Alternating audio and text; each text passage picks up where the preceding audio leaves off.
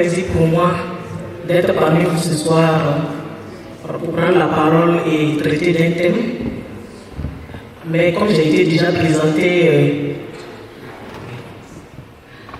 voilà, c'est juste dire merci aux organisateurs du psychologue et un merci spécial à Jean-Paul qui m'a invité à ce colloque. On se connaît depuis 2022 et nous appartenons à un centre de recherche qui s'appelle Abagao, qui regroupe des chercheurs et des anciens chercheurs de divers horizons, les sièges en Côte d'Ivoire, et nous sommes tous deux membres du bureau exécutif de ce réseau. Et donc c'est la première fois qu'on se voit, si on travaille de façon virtuelle, mais c'est la première fois qu'on se voit. Merci de m'avoir invité. Donc en ce qui concerne la présentation, comme il a dit, c'est la pluralité contemporaine en Afrique, manifestations et conséquences. Et le plan est un plan en trois parties. La première partie, c'était une clarification des concepts. Deuxième partie, l'approche phénoménologique des pluralités contemporaines en Afrique. Et la troisième partie, conséquences, défis et perspectives des pluralités en Afrique.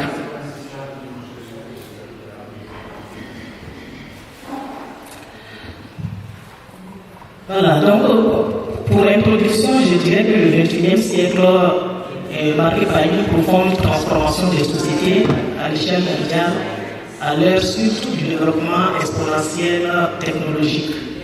Voilà, dans ce contexte de mondialisation accélérée, les pluralités s'affirment avec une intensité nouvelle et ça bouleverse le monde avec des pratiques et une autre manière aussi de voir le monde et d'agir. Donc cette dynamique s'accompagne d'un double mouvement. D'un côté, il y a la valorisation croissante des pluralités comme richesse, et de l'autre côté aussi, une recrudescence des tensions et des conflits. Donc l'Afrique est aussi concernée par ce phénomène et les pluralités se trouvent au cœur des sociétés et des institutions qui façonnent notre manière de vivre et d'agir.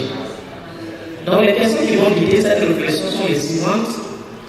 La question principale, c'est comment les pluralités contemporaines en Afrique peuvent-elles être un socle de vivre ensemble et de la cohésion sociale? Et de cette question centrale, nous avons trois questions qui vont nous aider à répondre à cette question principale.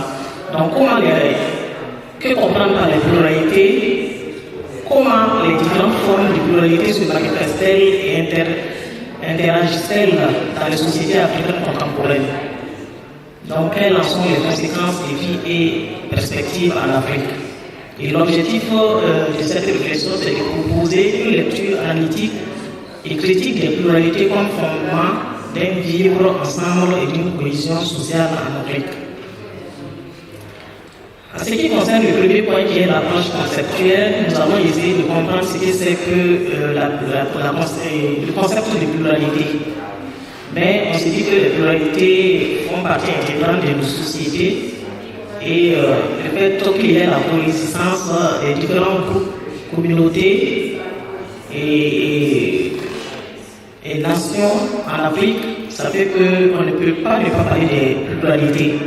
Mais ce concept qui est d'origine latine a été défini dans le dictionnaire de la langue française comme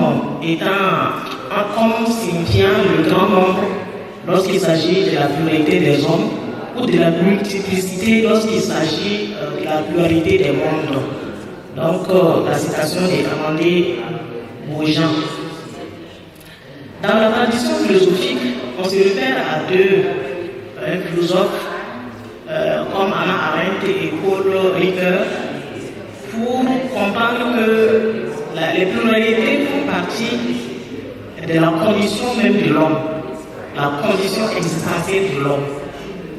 Et donc, Hannah Arendt nous dirait que la pluralité humaine est la condition fondamentale de l'action et de la parole. Et ça a un double sens. Ça veut dire que tous les hommes sont égaux et nous sommes distincts. En même temps qu'on est égaux, nous sommes distincts. Et donc cette pluralité a un fondement de la vie politique, de la reconnaissance mutuelle et de la liberté d'expression.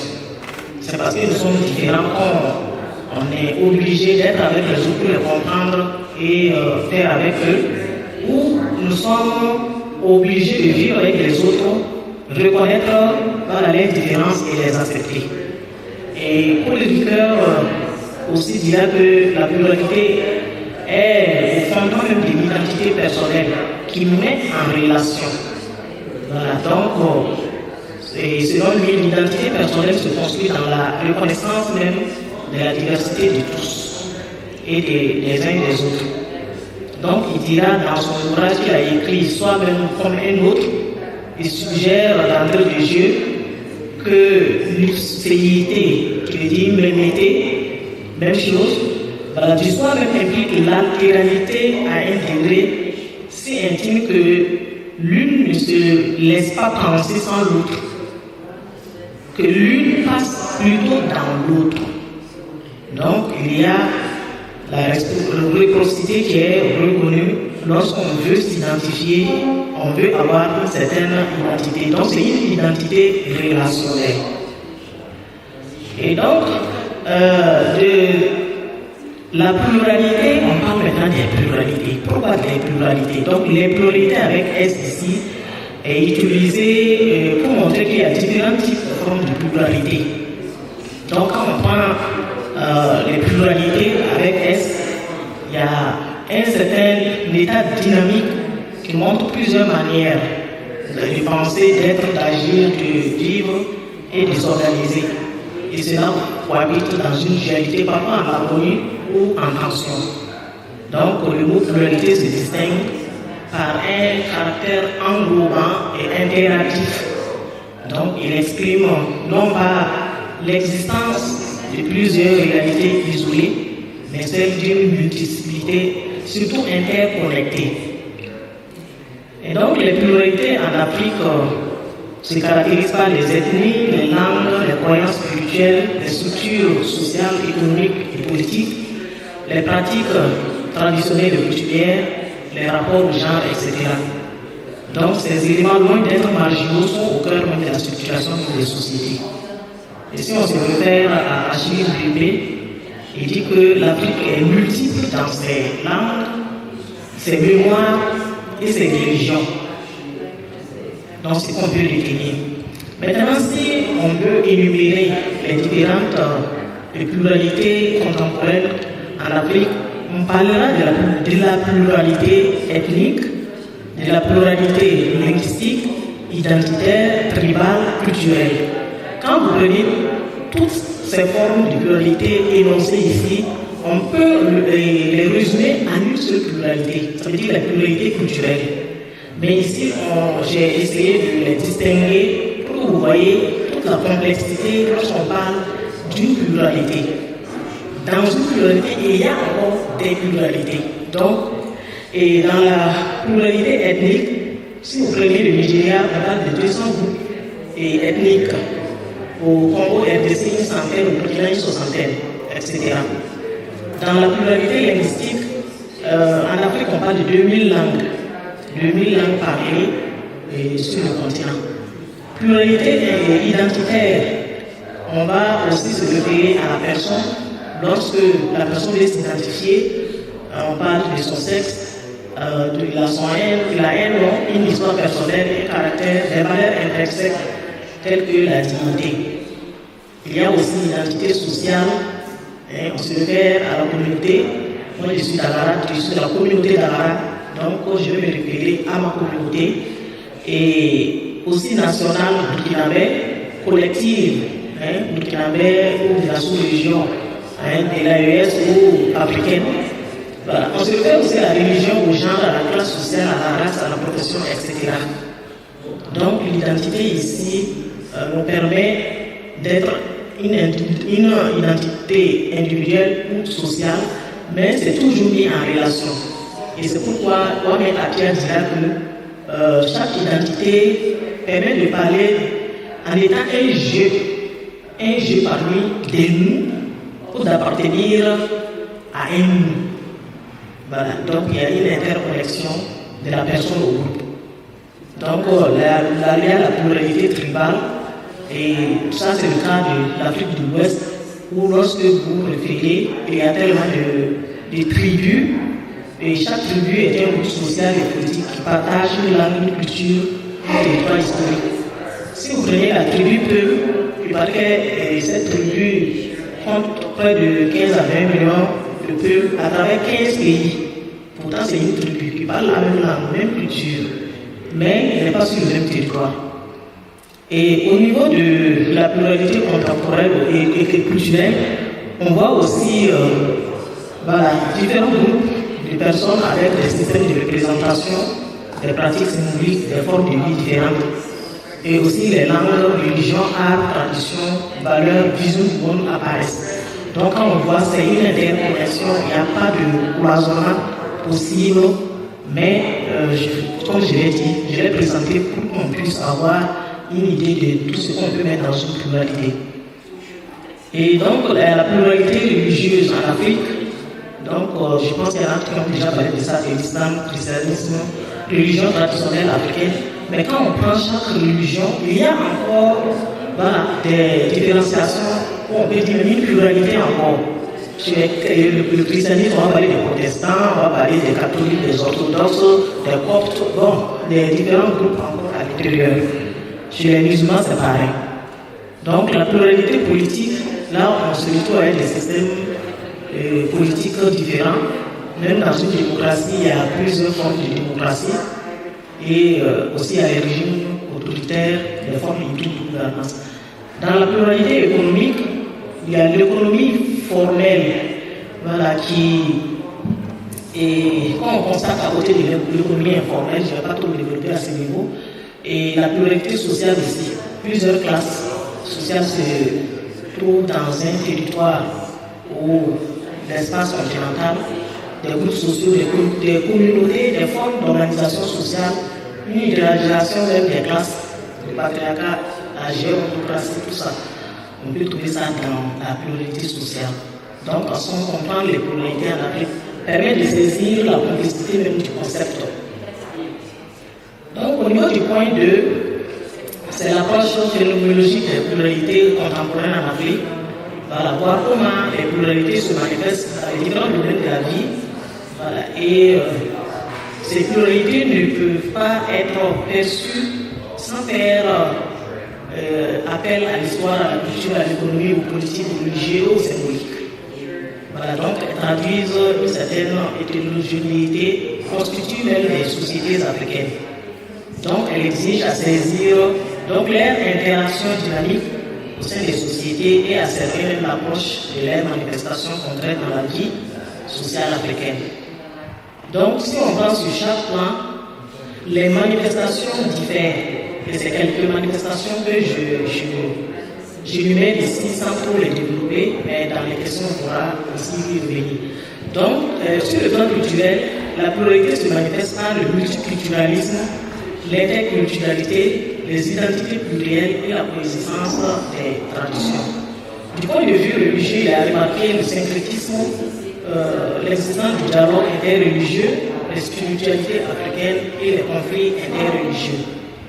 Dans le domaine politique, on constate le pluralisme politique, le multipartisme, le système juridique hybride, le droit est coutumier à côté du droit moderne, et en Afrique, nous vivons cela. Le rapport du pouvoir traditionnel et du pouvoir moderne. Le pouvoir traditionnel ne peut pas faire fi du pouvoir moderne en Afrique. Donc, il y a un certain rapport qui s'établit et on est obligé de tenir compte, surtout dans la gestion des conflits.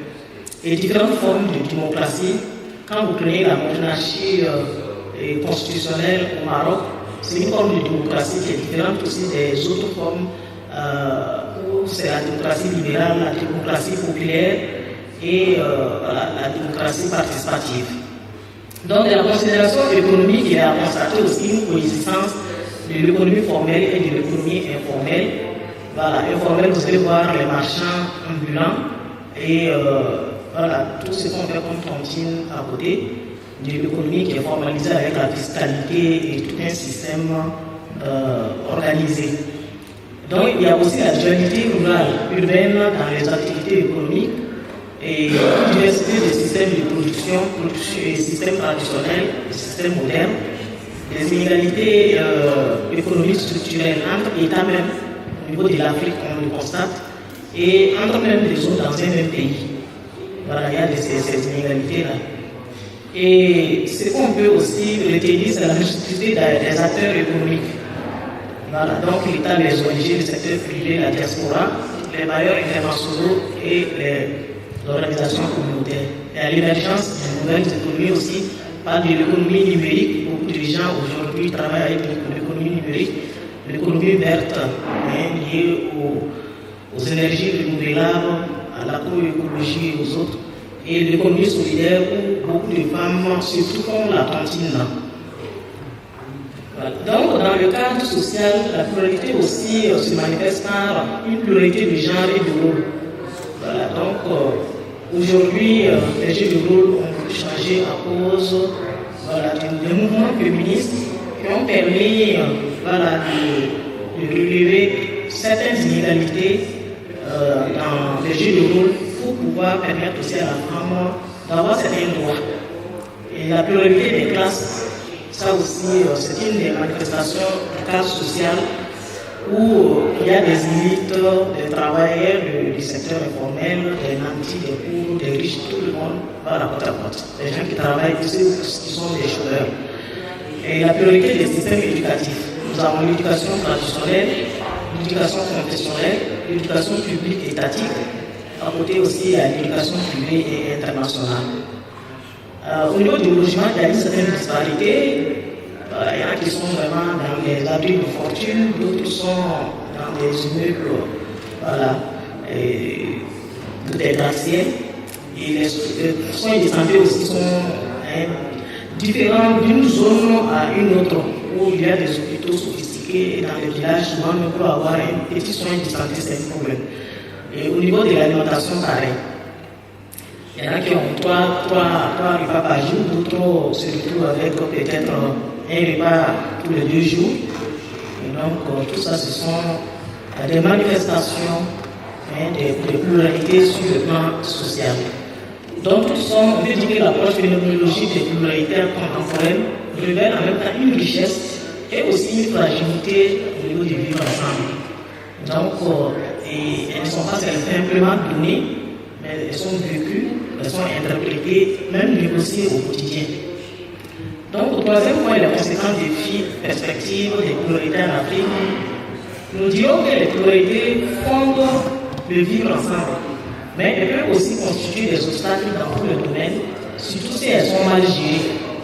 Donc, pour qu'elles soient une levier de cohésion sociale et non un facteur de division, il est essentiel d'adopter des stratégies pour respecter les pluralités et renforcer dans la diversité. Et les conséquences au niveau des pluralités, il y a les conséquences positives et les conséquences négatives. Au niveau des conséquences positives, il y a l'enrichissement culturel et la créativité sociale. Donc, plus il y a cette pluralité au niveau des cultures, il y a un enrichissement mutuel.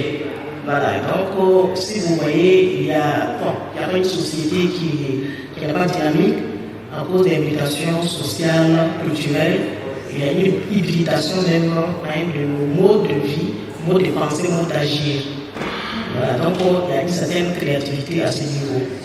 Et le dialogue interculturel, l'ouverture d'esprit. Donc ça, je pense que c'est instauré à travers plusieurs canaux et cadres qui permettent en tout cas aux gens de pouvoir vivre des expériences au niveau communautaire et permettent aussi de s'affecter. Il y a l'innovation sociale et économique qui est une des conséquences positives lorsque on est ensemble. La tolérance religieuse et la diversité spirituelle. Et dans nos pays, le plus souvent, on voit dans une même famille plusieurs religions des enfants de même père et même mère. Il y en a qui sont musulmans, d'autres protestants, catholiques, et il y en a aussi qui sont de la religion traditionnelle, mais ils arrivent à vivre ensemble.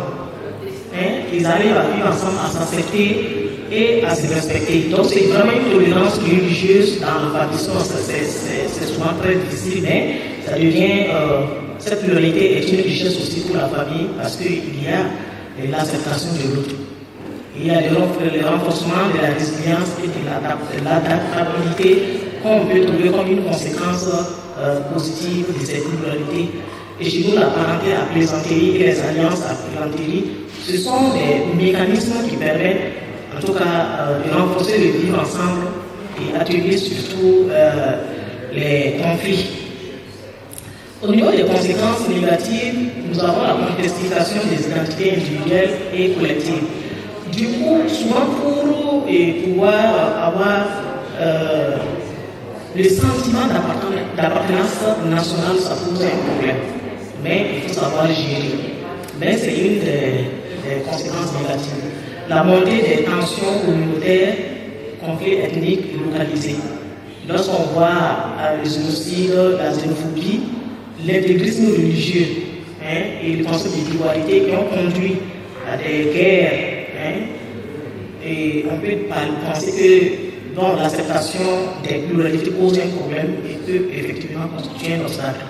La fragmentation politique et l'instabilité socio-politique, qui est une des conséquences négatives, les disparités économiques et la marginalisation.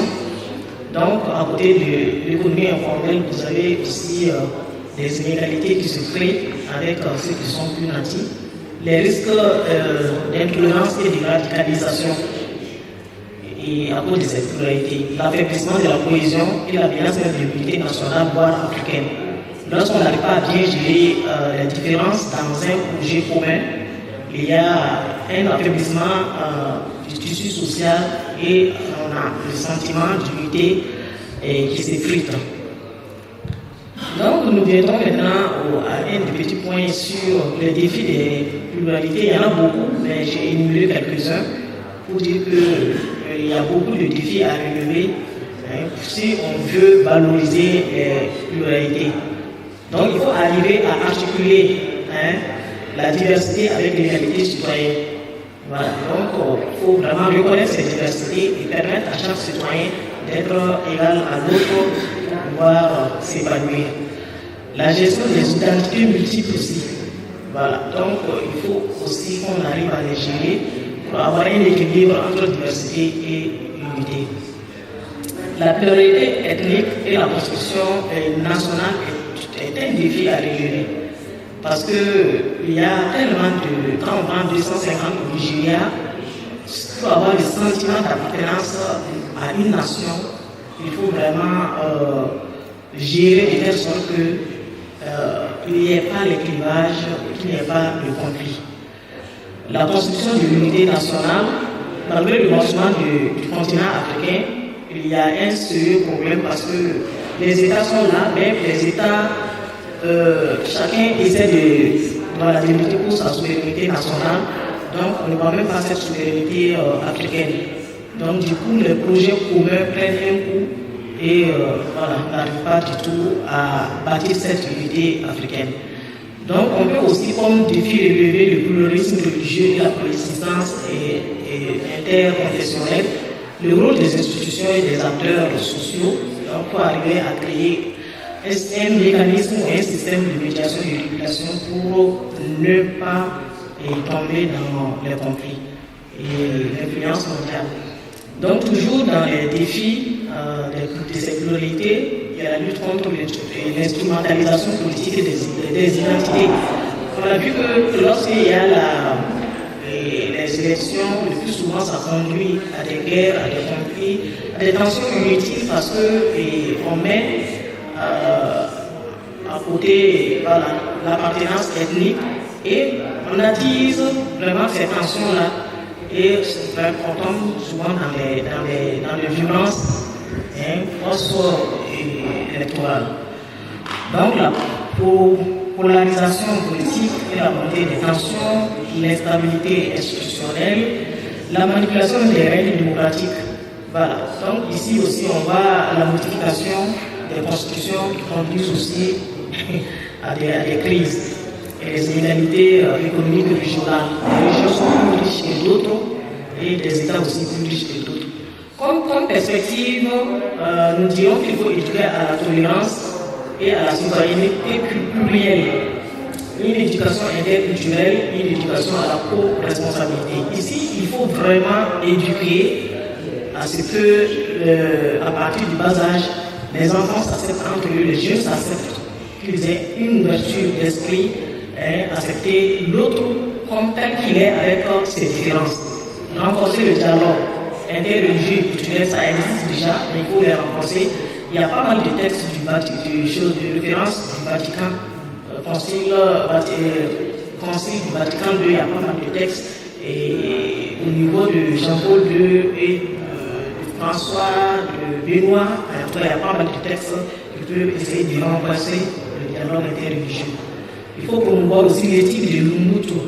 Je suis parce que nous sommes.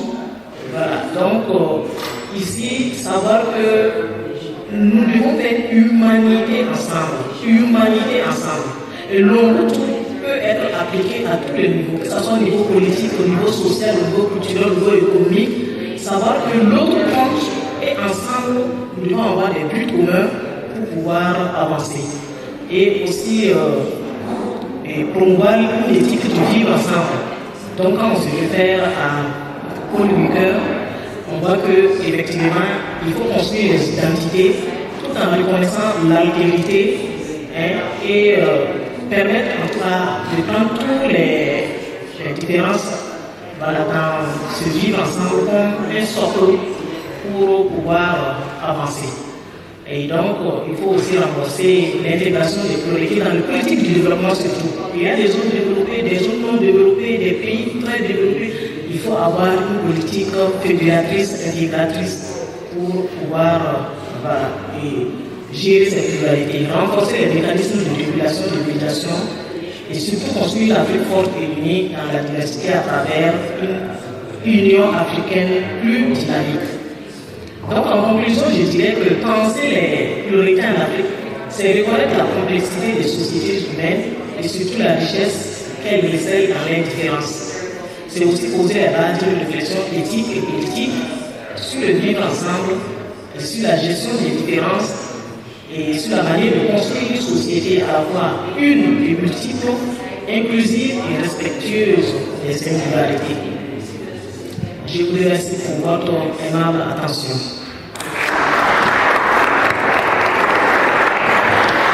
Merci beaucoup pour cette conférence qui a respecté le temps et qui a donné les détails par rapport à la question des pluralités en Afrique aujourd'hui. Merci beaucoup.